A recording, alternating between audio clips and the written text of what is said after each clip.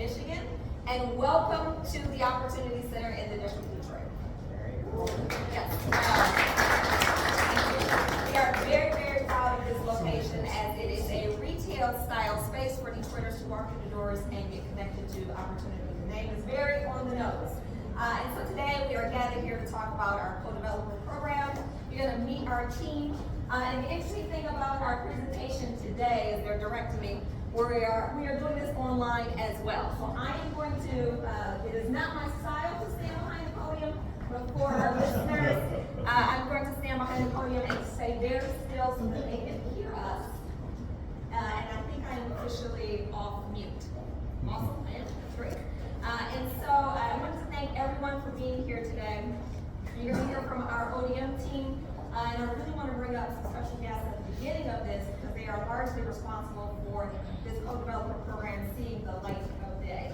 And so I'm going to have two people come up. One of them is Mr. Chris Jackson, who is the chair of our Neighborhood Advisory Council, who met with us, our development team, Tuesday after Tuesday at Cass Tech, and really negotiated a robust package of benefits.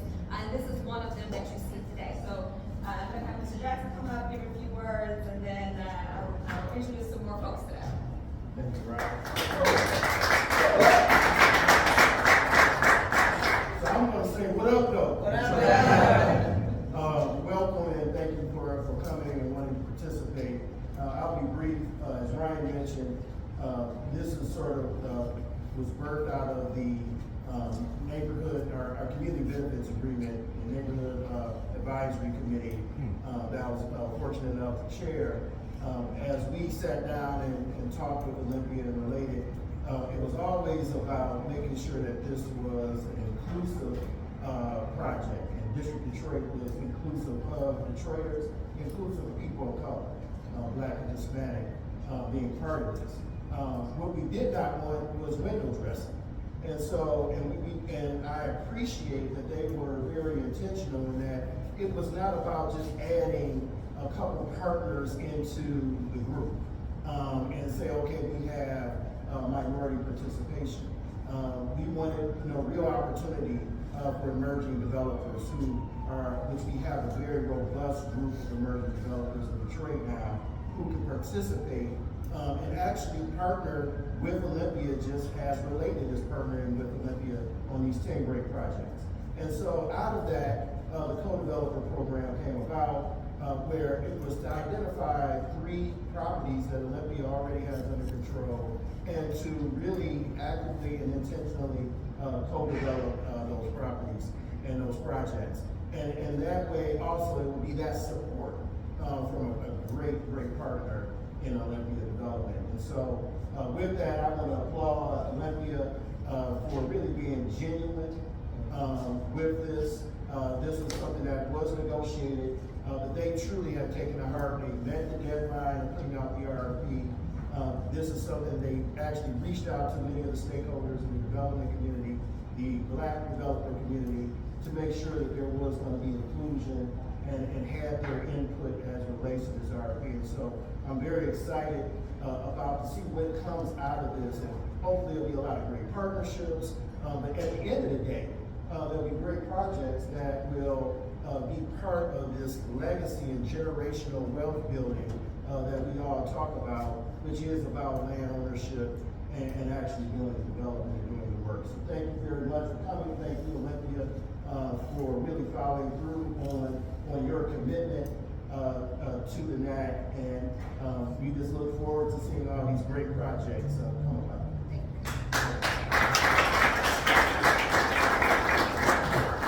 you, Mr. Jackson. The next person I'd like to bring up on the city side is they will be an integral partner in making all of this come to life. Is Mr. Jose Lemus. He is the senior advisor for the Jobs and Economy team. Jose, if you could just say a few words on behalf of the city. I'll keep my remarks short. Here's the camera commercial, sorry. You and I are at the same school. I know, we want to get out there. Just want to say thank you folks for coming out here. I'll keep my remarks short. My name is Jose Lemus. I'm part of the Jobs and Economy team in the mayor's office. Many of you, I've seen familiar faces, so you either work with me, my colleague Brandon is also in the room, our colleague Amanda, Martha, and Maddie on the neighborhood side. We we try to make sure that development is accessible at every level in the city of Detroit. And so I had the pleasure of supporting the development team and the neighborhood advisory committee on this project to make sure that the project is beneficial for all Detroiters. And so I'm excited to see you all here today because we've worked really hard to make this event a reality and the development as well. So thank you so much for giving us your time, and I'm excited to see the possibilities that come from these conversations. Thank you so much. I'm also going to introduce my co-pilot. He will tell you a little bit more about himself, Mr. Stephen Stration, and then we'll get into the presentation today. I think it's important for us to discuss who we are as a development company, so you know a little bit about our background, our core values, how we choose to develop at site selection, and what's coming forward. And then Stephen will go more so into the RFP, and we'll have some questions and answer time. But I think I want to say the most important time is at the end, where we can all network, exchange information, your team can meet our team, and really the entire development community can kind of chat with each other. So please stick around for the mixer portion of this at the end. All right, you want to go to the next slide? Awesome. Hi, everybody. Again, my name's Stephen Stration. I'm Vice President of Development at Olympia. I'm a Detroiter. Spent a career in real estate, really 30-year career in private equity real estate. Most of my work was actually not in the city for many years. It was in many other markets, different product types from hospitality to industrial, everything in between, wearing a variety of different hats, from broker to investor to lender and developer, and most major markets across the country as well. My role here as Vice President really is threefold. One is to help develop and execute real estate strategies. Second is project-specific development, so we do everything from pre-development all the way through development completion. And then last is new business, and that is part of what we're here today, which is joint ventures, co-developments, and working with new tenants to attract and retain them here in the district. Okay, so before we start with that, I just want to give a shout out to the rest of the ODM team as well as some related team that's here today. There's numerous team members, but I'm just going to do a quick roll call. Just kind of wave. I know that won't be on camera. I apologize for that, but on the ODM team, I'm looking here down the list. We have Bill Saliot, who's Director of Development. Zara Roblin, VP of Construction. Tyler Hardy, Director of Development. Leo Mendez, VP Design. We have Sarita Simpson. Yes, Sarita Simpson, who runs our Opportunity Center and Community Relations. We have John Valentine, I see down the list there, who's our VP General Counsel. Then in the back, very back, I see Andrew Cantor, who's with related companies, and I see Ryan Frieders here also with related companies. So again, this is a broad team, and we're here as a resource, as I'll talk about throughout the day, to really advance this initiative. All right, we're going to get into that. And this is Maria, our IT savant.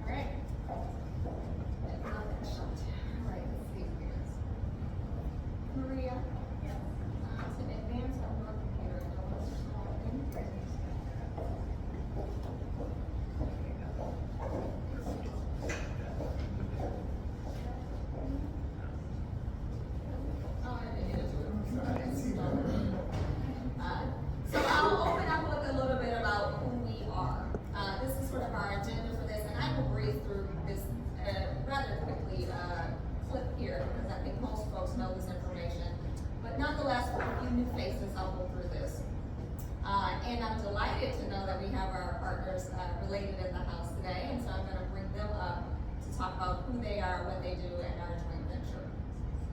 So at Olympia Development, we believe our purpose is improving the lives of people. We do that through a myriad of ways, through affordable housing, creation or preservation, job creation, historic renovations, placemaking, education, and entertainment. I have examples of all of these here, but I think my favorite one is the placemaking, which is in Columbia Street, right on the other side of this building.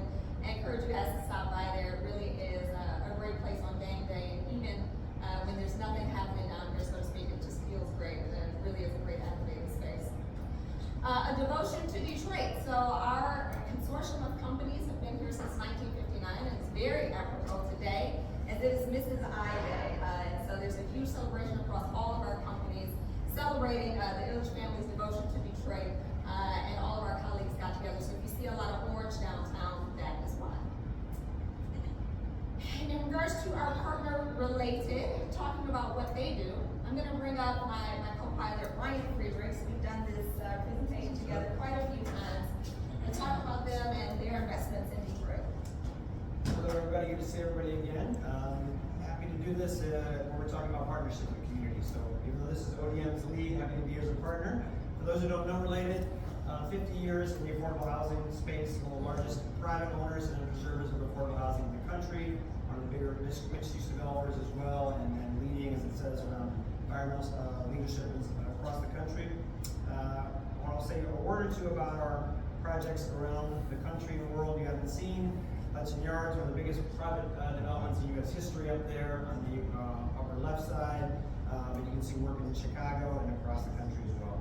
So I'll say a word or two about the Catalyst, which again, Ryan Friedrichs, I've worked with our founder, Stephen Ross, on this project for the last 3 to 4 years. I saw a few of you mention on the way in, you saw us at the groundbreaking of this, so we made it. We did it December 14th. The University of Michigan came out of the ground here. Great partnership with our friends at ODM, and the Illich family donated the land for the Applied Sciences campus at the University of Michigan, called the University of Michigan Center for Innovation. It is going to have a 30,000 community members coming through there every year, 2,000 gateway certificates, helping people pivot to new careers in engineering, computer sciences, as well as a series of master's degrees, spinning off companies and attracting larger ones. So a lot of you know a lot about that. I'll just lift up the governor and say thank you to her, and the city council and other leaders. You see Principal Phillips from Cass Tech, who came out to help break the ground, and this is kind of the beginning of our commitment, and the kind of stone that's first started the other developments that we're going to hear about. So thank you for having us, and look forward to hearing more about the partnership. Thanks, Ryan. So I'll talk a little bit about our commitment and sort of what has informed our core value or our approach to this work. And so my partner and I, Ryan, that number has gone way up, but I started with engagement sessions much like this one, and true engagement starts with listening. And so whether it was a block club or a church or a community center, we were out in the neighborhood asking a simple question: how can development positively impact our lives? And from there, a series of similar words kept coming up: access, access, access. How do we get access to the ecosystem that's happening down there? How do we get access to get our young people plugged into what development is? And so these are some of the groups that we met with, and as you can see, it's grass tops, grassroots, big business, school districts, and really coming up with a plan on how to answer that question. And that led to what we call our 5E framework.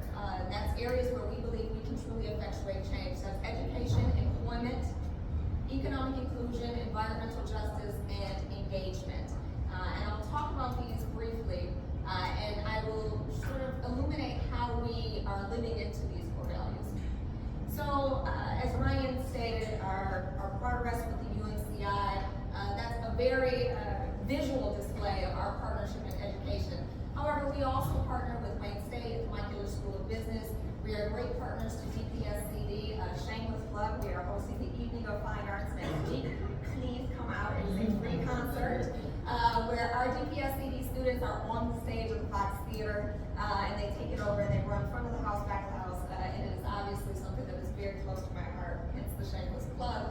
But that is how we connect to the entire education ecosystem. We are also working on a strategic partnership with Wayne County Community College District, and we really see ourselves uniquely positioned on the Woodward corridor to bring a lot of the education arms together for the greater good of Detroit. And our second E is employment. We want to put Detroiters to work. So we participate in various programs in partnership with the City of Detroit, including GDYT. Detroit at Work is a critical partner here in the Opportunity Center. We also work with the state of Michigan, using this site for folks to get their ID renewed or mapping compliance or driver's license. And so we really do leverage this space in order to connect Detroiters with work, whether that's through through Illich Sports and Entertainment over there on the other side of 75. They're always hiring. Another big employment partner of ours is Little Caesars right next door. So again, we really do pride ourselves on putting Detroiters to work, not just at our current companies or sister companies who have opportunities now, but also as we build out the district of Detroit, we're thinking about hospitality jobs, construction jobs. We want to make ourselves available for all of those opportunities as well here. Oh, that's the ribbon cutting on this space here. Yeah, I'm looking at the photos from the side here. Now, this one is in competition with the next one, or next two for my favorite, but economic inclusion, for folks who know me, knows that this is a big priority of ours, and this co-developer program is certainly in line with this core value, making sure that everyone has a bite of the apple opportunity here in Detroit. And so what does that mean? That means the co-developer program, but it also means that our retail experience is authentically Detroit. I think about Columbia Street just on the other side, and we have two businesses there, Detroit versus Everybody, and Good Cakes and Bakes. And the intentional outreach to those two businesses was top of mind for us. The fact that they are over there and taking advantage of all of the energy on game day and not, or the draft, or game days that aren't necessarily our games. It is phenomenal to see how they are doing extraordinarily well, and it is just good for all of us over there on Columbia Street to have them there. So that type of inclusion and thoughtfulness in our retail mix. Additionally, we have a revolving restaurant series, shout out to Bill Celia, where we have Detroiters that are in both the arena and Comerica Park. And there is a revolving restaurant series, and it is everything from Breadless or to Hugh's Kitchen, which is a vegan restaurant, to Bert's is over there at the ballpark now. So that's sort of intentional outreach to make sure that our fans are having an authentic culinary experience, but also these Black-owned businesses are taking advantage of our fan traffic. I know I just got the wink to speed up, so I'm gonna go. Our other core value is environmental justice. And so we know that there's way too much hot concrete downtown. We're looking at adding green space. We see that now post-COVID more than ever. Folks want to be outside, folks want to enjoy and connect. And so we're looking at Woodward Plaza, which will be just across the street, but also we're exploring the I-75 PAP and adding a green space there, as well as adding green space in the U of M campus directly behind us. Also looking at micro-mobility solutions so that we foster more of a healthy environment. Folks not turning their engine on and off for 3 blocks. I am guilty of doing that as well, Detroiter.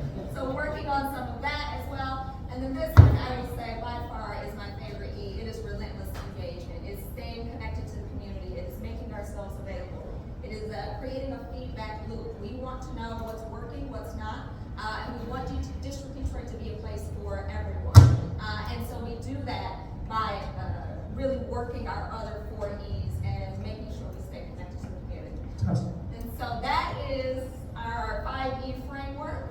That is who we are and what we're about, and why we do what we do, and I can stop shouting. And now I will hand it over to my co-pilot, Stefan, and he will talk about the District Detroit, what projects we have coming up, our next 10, and how the 3 in the co-developer RFP fit into that. Okay. Great, thank you.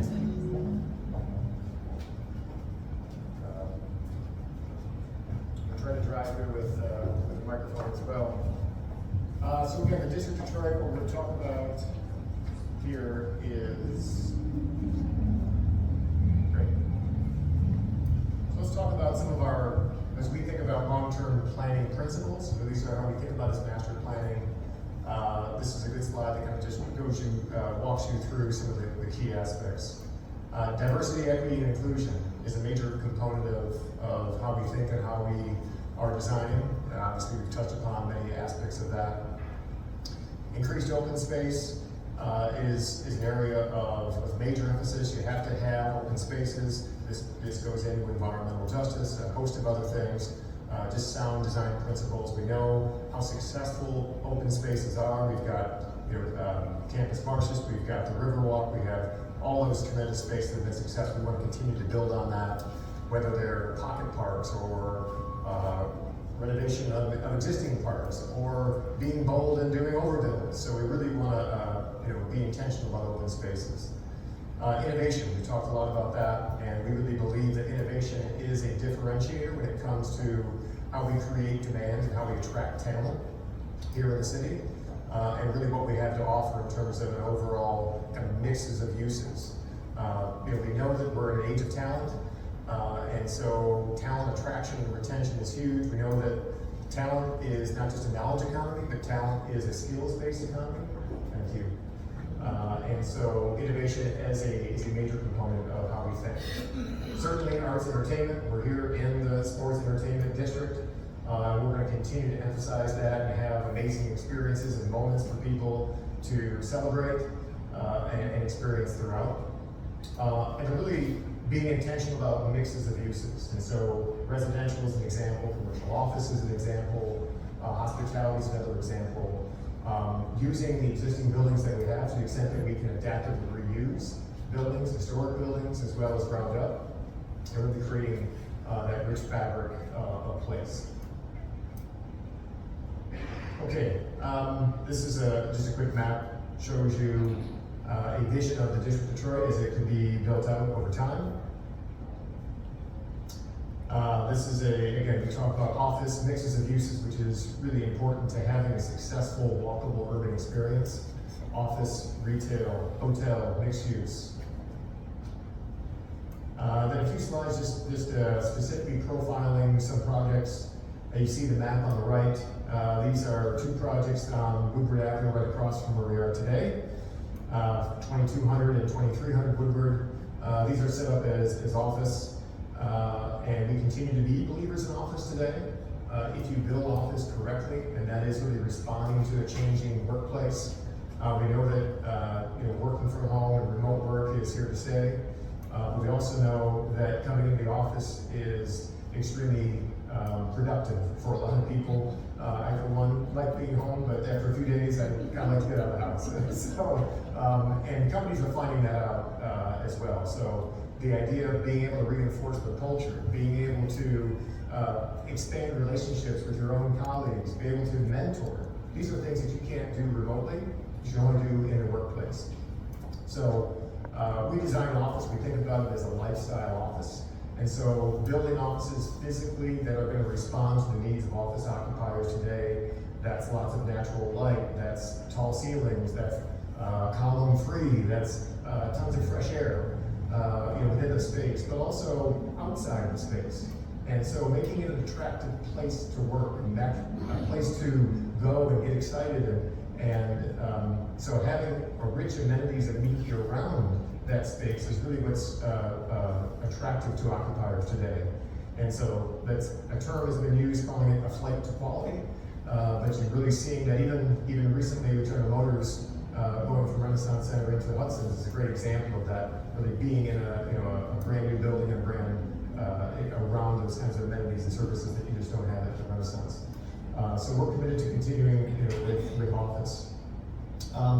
We have another type of office, and this shows an incubator, which is on the campus of the UMCI. So the bottom left there is an image of an existing building that will be rehabbed and expanded.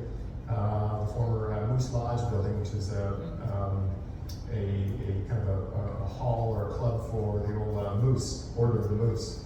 But it's going to be reimagined as small office or incubator for startups or other companies who want to be near campus or on campus with University of Michigan and partnering with them and solving kind of new world problems. And so the model of innovation centers has really proven successful to generate a ton of startups, small businesses, or other companies coming into the market to want to get a foothold or a toehold to kind of explore the market.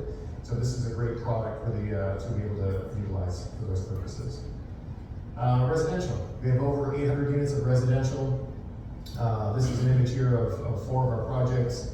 2 of them are existing or historic properties that will be repositioned. One is a former office, and the other is a former hotel. And then the other 2 are brand new ground up construction. So you see where you have a variety of different spaces and places for people to experience and again add to that rich fabric of place. We have affordability as a commitment in our housing, so we have 20% of the units will be affordable at 50% of AMI. proud of that feature.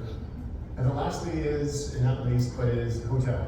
And so we all know, certainly with big events that happened here recently, there's a lack of hotel rooms downtown. And so we also have that right here in the heart of the entertainment district. We're lacking as well, just in the immediate area. So the building that we're in, which is the Flux building, built in late 1928, is coming up on its 100th year, and we will be taking the upper floors and renovating and repurposing that into a hotel. And then just a block north here, next to the Little Caesars Arena, is a site for another hotel. We call it the LCA Hotel right now, which will be a new build there. And again, what we think is going to be really a kind of lifestyle hotel, full service hotel there. Really sorely needed for the market. The arena is the second busiest arena in the country. Not only the sporting events that happen there, but all the concerts and entertainment. So we're looking forward to that as well.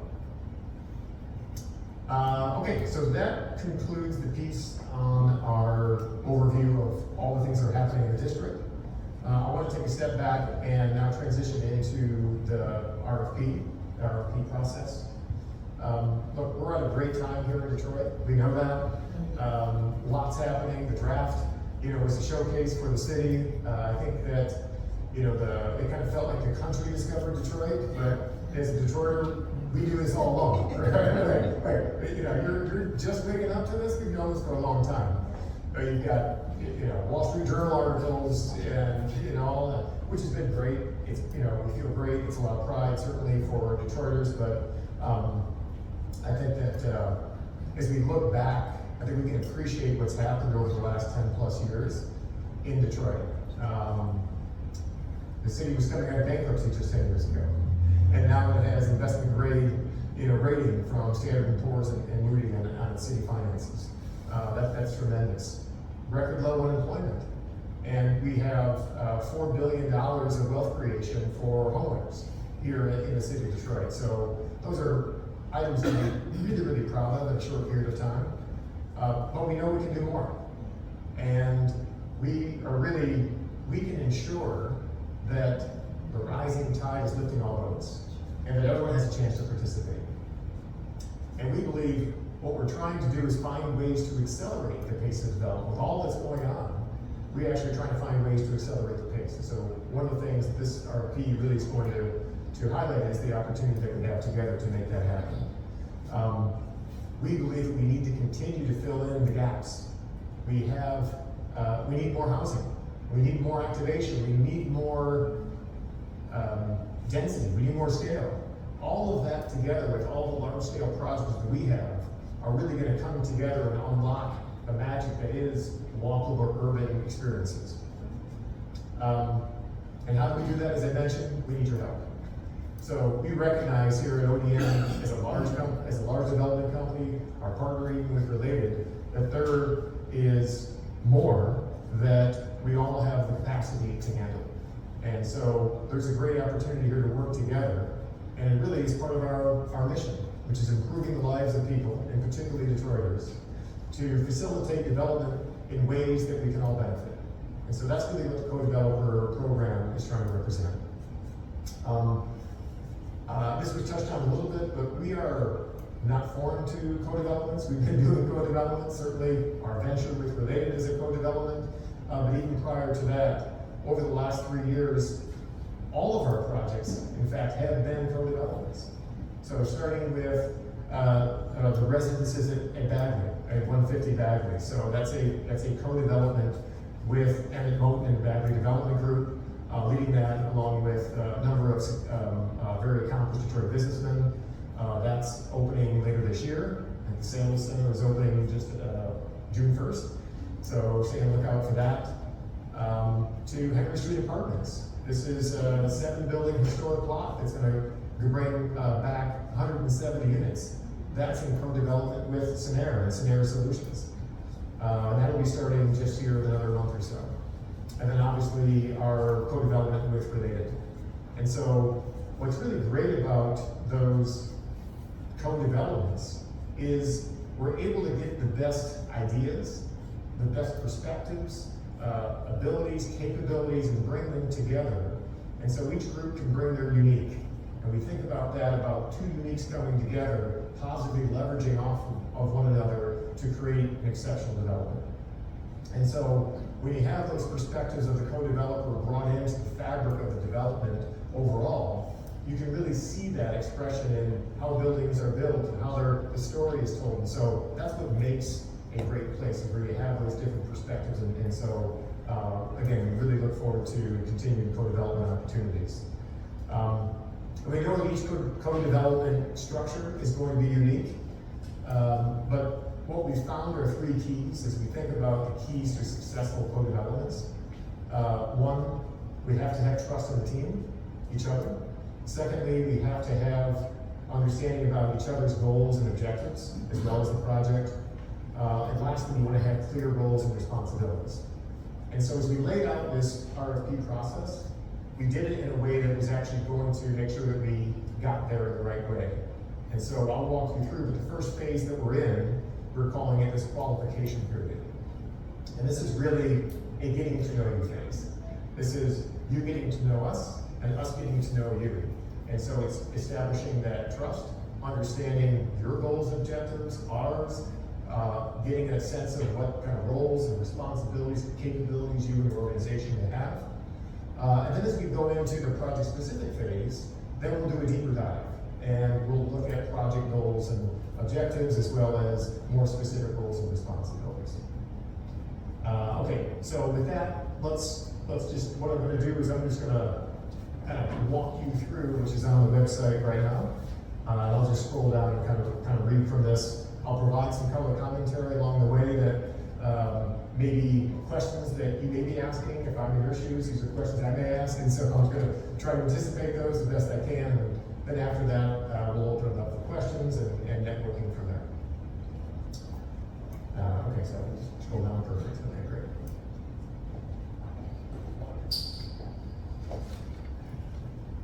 All right, so again, I'll just read from this and again provide some commentary along the way. I presume most of you have been to the website, you're obviously registered here. But our mission is this co-development program. It's a continuation of our purpose-driven development approach, prioritizes prosperity for Detroiters through inclusion, equity, and the environment.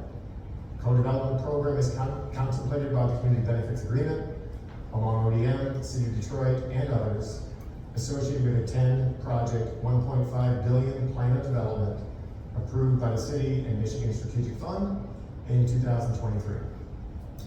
This request for proposal, the co-developer RFP, is designed to create opportunities for emerging developers who are disadvantaged businesses or Detroit-based businesses, Detroit-headquarters businesses, and Detroit resident businesses to participate in the development of 3 sites currently owned by affiliates of ODM, through a joint venture with ODM or its affiliates that is fair and commercially reasonable to such development.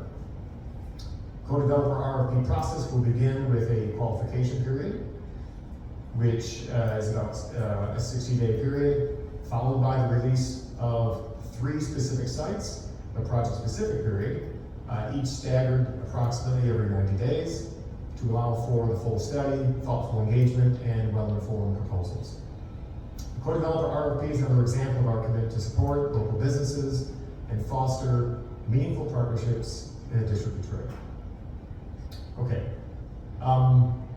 so project-specific sites. Again, this is the next phase that we'll get into, but we wanted to provide, and obviously we've selected these 3 sites. A few things with this. One is, we have not determined the order of which we're going to be releasing the sites. When you go into the submission form, there's actually a checkbox for which projects you may have an interest in. It could be 1, it could be 2, it could be all 3. All of them are fine. So we want to get a gauge of which projects the groups have the most interest in, and that'll help us as we kind of learn along the way to determine the order of which projects we end up releasing. Another question you may ask is, why these 3? So there are other properties within the ODM portfolio, but I think as Chris alluded to as well, this really is the product of a lot of conversations that we had We got the input, we listened to kind of what's important, what are you looking for, and so that took into account those conversations that we had. We wanted to make sure they're great sites, number one. We wanted to make sure that the sites had activity around them, so there was either our activity, associated activity, or other associated activity around them. And lastly, we wanted to have sites that provided the widest range of opportunities for different types of developers. So we have projects that may require more creativity, more expertise, a deeper capital base, and others may be more straightforward and less complicated, require less sophistication or less experience, I'll say. So that was intentional how we kind of thought about these three sites. Okay, so what I'd like to do, and the other point is that we will have a ODM development liaison for each of these sites. So we will be there as partners, as co-development partners throughout the process. We'll also have a city liaison as well. And so again, coordinating this with the city and with the ODM team to make sure that the project, all the way from concept through pre-development and development, can be done efficiently as possible. So with that, let me bring up the development team, and they can just kind of read through each of the projects. Tyler, let's start with you. If you could walk us through 475 Peterboro. Good afternoon, everyone. Tyler Artinger, the development directors here at ODM, and it's good to see all of your faces. Some familiar, some not. Please come chat with me at the end if you'd like to learn more about what I do at ODM. I primarily focus on our housing portfolio, so the Henry Street project that Stephen mentioned earlier is one that I'm leading, really excited to get started on that this summer. So I'm going to talk to you about 475 Peterboro, which we internally also call Woodstock Apartments. Really excited to bring this site to you all. I think it's a great opportunity to bring housing to this area. So it's located in Cass Park, across from Detroit-headquartered. It presents to me a unique opportunity to build off of what's already there, what's happening now, and what's coming in the future. So we see, Shipping Co. is a great anchor for this area. There is a development in progress right now at the corner of Cass and Peterboro as well. They're, I think, redeveloping kind of the Chinese, what is it called? Chinatown, thank you. So it's just, again, a great opportunity to build on some of the development that is existing today. And we see this really, to me it's straightforward, open to your ideas, but it makes sense as a residential project. Wonderful, thank you. I will take the middle one, and then I'll hand it off to Bill to do number 3. So 81 West Columbia, which is just on the other side of the building that we're on today. All these buildings have names. It's funny how we refer to them by the building name rather than the address, but this is known as the Blenheim building. It says Blenheim right on the exterior. But it's a historic building. The Park Avenue is a historic district. This was originally built as residential. Obviously, it's situated in a tremendous location right at the corner of Park Avenue and Columbia Street, which is, that first stretch that you see, that whole block now is a pedestrian retail zone. So built in 1909, originally with 19 apartments. It had a speakeasy in the lower level, which is a really cool space to think about.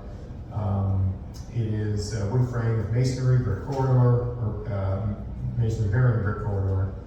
Zone B5, so this is something that we get into if you're not familiar with zoning in Detroit. B5 is the highest level of zoning, so it provides the most flexibility for use types. And then from a guidance standpoint, we have thinking about this for either boutique residential or hospitality, or potentially specialty retail. And then from a guidance on the co-developer roles and responsibilities, we look at this as the co-developer having lead, which would be inclusive of construction and capitalization. And I'll touch on that in a minute. Number 3, Bill, Sally up, please. 7. So number 3 here, 44, 48 West Adams. located on the north side of Adams, west of Woodward, is what we know as the Fine Arts façade. It's a unique site, more unique than the other two, in that it's really a blank development site with a lot of options. So I think with it, it's probably the most central located, high profile opportunity. It is two individual sites that are separated by a public alley, so there's a lot of creativity and thought and programming that can go into this to bring a truly dynamic project to the city of Detroit. It is in B5, it's zone B5 as well. It's also in the Grand Circus Park historic district, so there are even more unique components to the development of this project, just given some of the guidelines that you'll have to understand, think through, and incorporation of the historic facade, which is going to have to remain as part of the project. Here, it is there's no building for you to occupy. It's ground up more or less, which does provide that opportunity to think about programming in a creative way. We do think, though, as a potential retail, flagship retail location, it could work. It also could work well as residential and potentially hospitality. And here again, we would expect, or at least our guidance for the co-development role would be for the developer to lead, inclusive of the construction and capitalization of the project. Of course, we would be running alongside as a resource to help along. Thank you. Okay, so just as he was going through that, what do we mean by, what's the guidance? Why we're providing this guidance?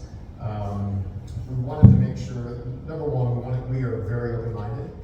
So we want to encourage people to have creative thoughts and ideas and approaches to this, but we also want to at least provide how we're thinking in terms of how it may fit together with the long-term plan and master plan for the district of Detroit overall. With the guidance for roles and responsibilities. How we think about that and why we do this is we want to manage expectations as well, and I think this builds on what I touched on earlier. Is we're looking for co-developers who can help us accelerate the pace of development. We have a lot on our plates, so we're actually looking to you to be the lead in many regards for these projects, and so we want to be clear with what that means. And there are differences between each of the three in terms of kind of how that will result in the structure and roles and responsibilities. But that's the intention of that. Again, we're very open-minded. If you have a different approach or we're open to ideas. But this is our suggestions to help you think that through. Okay, I don't believe I need to go through key dates. We're already here today. We've issued the RFP. Here we are today, May 8th. We are going to repeat this next Thursday. We've had overwhelming response, which has been fantastic. Again, this is about learning about the process overall, but it's an opportunity to start meeting with each other. And so we'll talk about that here in a moment. So next Thursday, same spot. It'll be the same program repeating itself. And then really, over the next 6 weeks or so, we're going to have a Q&A period. This is the opportunity for you, if you have questions as you're going through and reviewing the material or following up on our conversation here. If you have questions, submit them. We have a location for you to submit questions. You've got our cards. Call us, whatever it is. We're happy to respond to those questions. If what we're going to do is as many questions as possible that are relevant for the larger group. We're going to post those, and so a question that gets asked even today online, the virtual attendees, we won't get to your questions live, but we'll be able to handle those questions, and we'll try to respond. We'll post all those on the website. And then the process will be, we have the qualification forms are due, and then from there, we'll begin the project-specific period. All right, so quickly on the qualification period process where we are today. As I mentioned, it's a 60-day period. This is where you'll have the opportunity to meet with our team, learn about the project, ask questions. This is key. Please reach out to us. We want to meet you. We want you to meet us. We'll meet at your place of business, show us your project, show us your team. This is about really this is what it's about. So as long as it takes to make sure that we have that opportunity, this is really what we want to be very intentional about. And so we encourage, again, you to do so. You submit your responses to an online qualification form about your organization, capabilities, capacity, experience. At the top of the page is a link to the form itself. It's a rather light form, frankly. It's really just basic information because we're going to make this decision, make this about the people, right? It's really that. So we encourage you to meet with us. Questions, of course, there, the RFP at the Detroit-headquartered.com. Project-specific period. So this is after we complete our submission phase, the qualification phase. Now we'll get into specific projects.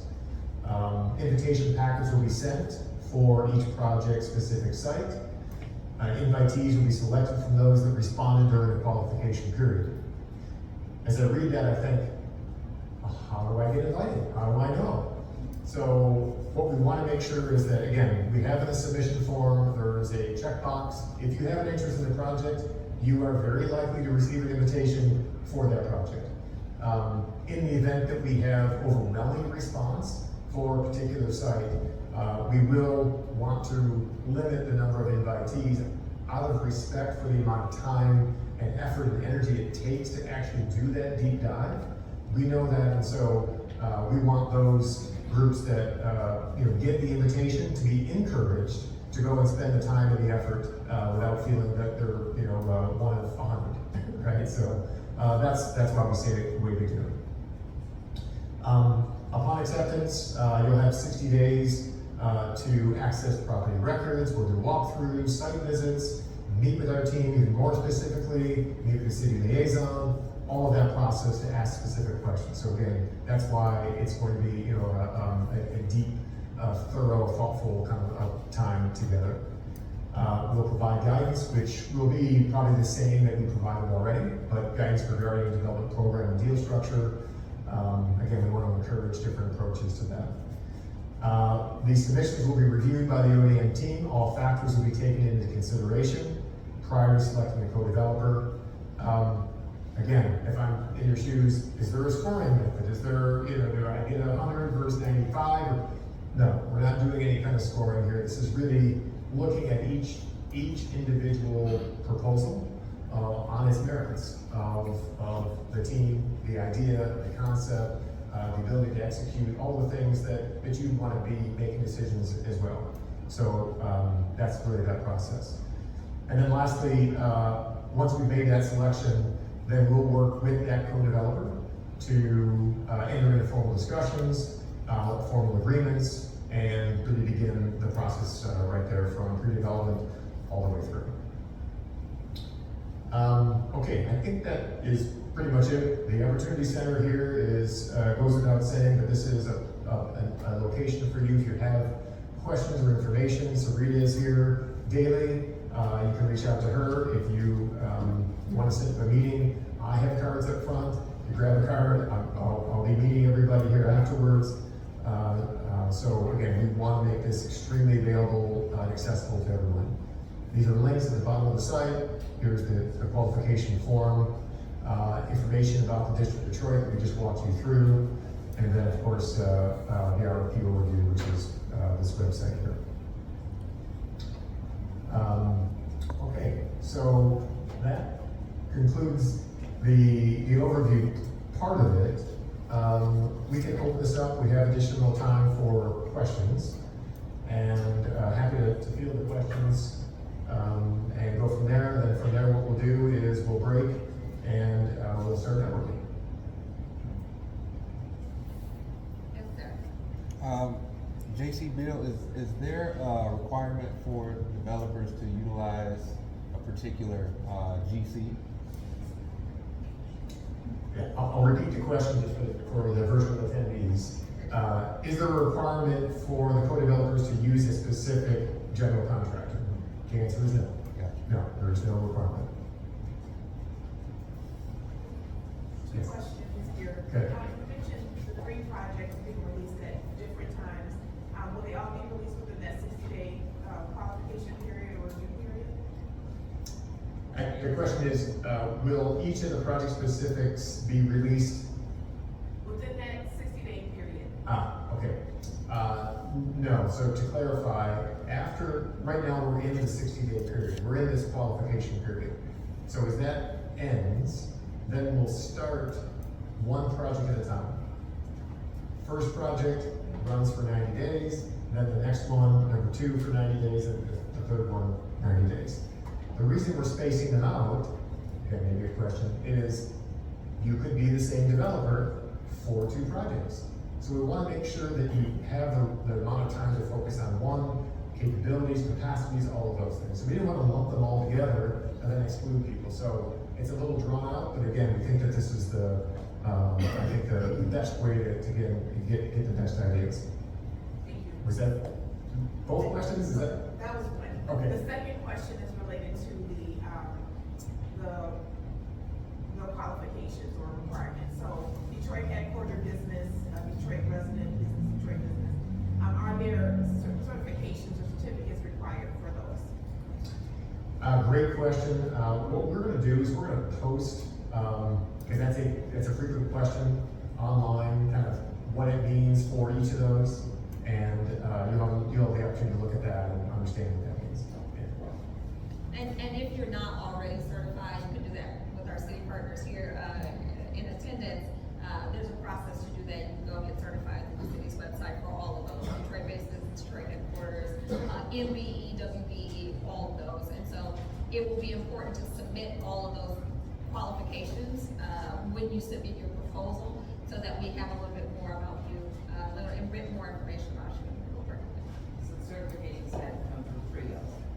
You have to be certified with PRIO. That is one way, yes. But it does not bar you from qualification in order to submit a proposal.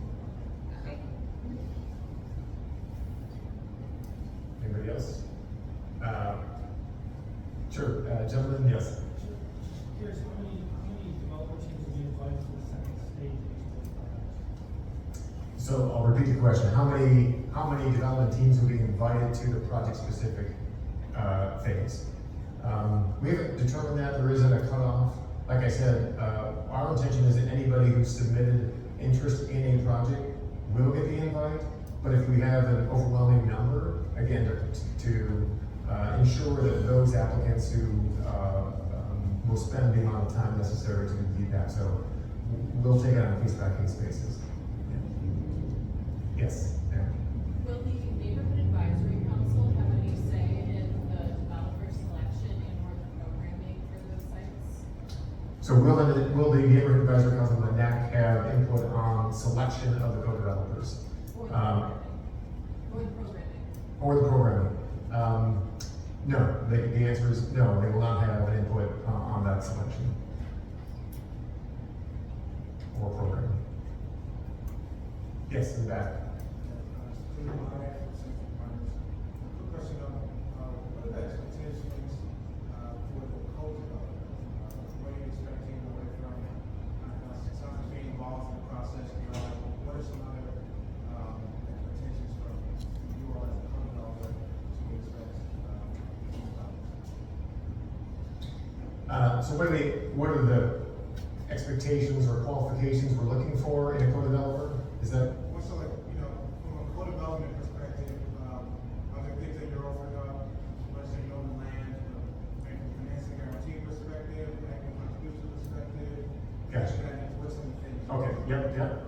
So you're already on the project-specific side, which is great, but the question is there a specific deal structure that we are going to recommend, or how are we involved, and again, we're providing the guidance here on how that could work. So we talked about kind of co-developer roles and responsibilities, and that's really what that speaks to, is kind of what's the potential deal structure. And so in general, we're looking for co-developers to be lead in the project level, lead potentially in as many aspects of the deal as possible, depending upon the size and complexity, again, to help us all together mutually accelerate the pace of development.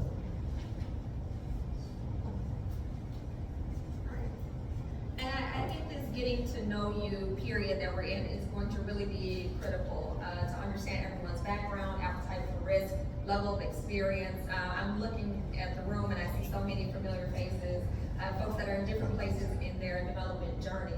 So I think this process that we're in right now is really going to be the time when we get to know each group and really understand capabilities and again, appetite for size of project, creativity, amount of time we've been doing development in this area. All of that will be a part of the selection process. And then when it comes to our NAC, I'd be remiss if I didn't give a shout out to Ms. Deirdre Jackson in the back. She's another Neighborhood Advisory Council member. And while they won't necessarily weigh in on the specific projects or the selection of the group, we will keep them involved in the entire process as far as keeping them up to date because they have a vested interest in seeing this area grow and thrive just as we do. And we see them truly as a partner in this. And so we will keep them at our hip and we'll be in lockstep. Because at the end of the day, we all want a thriving district, right? And we want this program to be successful because if we have a working model, it becomes replicable, not just for this development firm, but for others. We see this as an opportunity to really set a phenomenal example. So I hope that answered your question. I am also getting the wing from the back on time. And again, I wanted to get to my favorite part of this, which is the networking and really get to know each other, exchange cards. All of the information is available. I do need to clarify, Ms. Rita Simpson is the owner of this space and she has all of the answers to many things. But when it comes to questions regarding this program, I would prefer that you reach out to us or our development team because I know there will be some really nuanced questions that you guys may have. So without further ado, I think we can close it out. I wanted to thank everybody online for tuning in. Again, if you have questions, I'm the type of learner where I'm gonna go sleep on this and then the next day I'm gonna have a question. Feel free to email us. And it's likely if you have that question, another developer may have it as well. And so we're trying to generate a FAQ if we get a critical mass of the same questions over and over. Again, thank you so much for joining us and being a part of this. We look forward to connecting